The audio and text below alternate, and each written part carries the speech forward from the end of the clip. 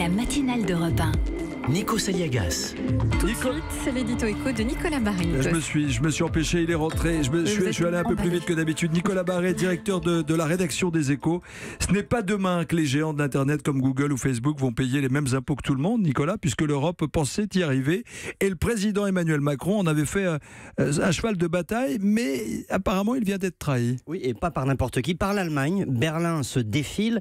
Les pays européens devaient se mettre d'accord avant la fin de l'année, donc avant les élections européennes, sur une taxe sur les GAFA, les géants du numérique. Il faut savoir par exemple qu'en France, Facebook paye seulement 1 million d'impôts sur les sociétés, même pas de quoi financer une journée dans un hôpital public. Alors que des petits pays d'Europe comme l'Irlande ou le Luxembourg ne veulent pas d'une taxe sur les GAFA, on les comprend, c'est leur fonds de commerce d'attirer les GAFA chez eux avec des impôts très bas.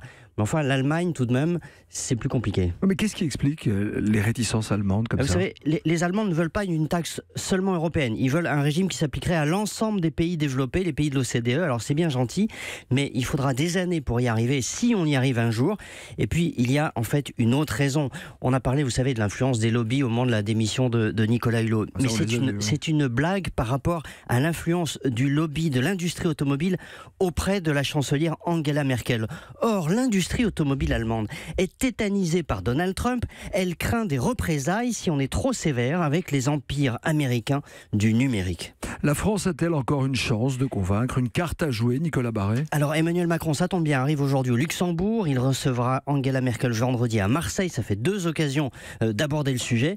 Mais enfin, vu comme c'est parti, les GAFA sont assez tranquilles. L'Europe, avec 500 millions d'habitants contre 325 millions aux États-Unis, c'est leur premier marché. C'est là qu'ils gagnent beaucoup d'argent. Ils payent le moins d'impôts et ça risque bien de durer.